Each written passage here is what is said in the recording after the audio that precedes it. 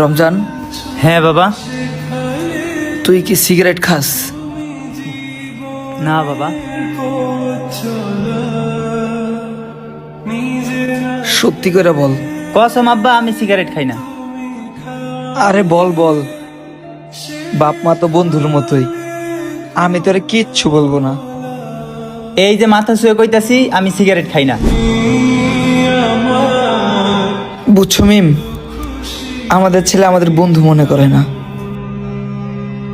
আরে তোর বাপ তো বললই তোরে কিছু কইব না, খাইলে কয়া দে না।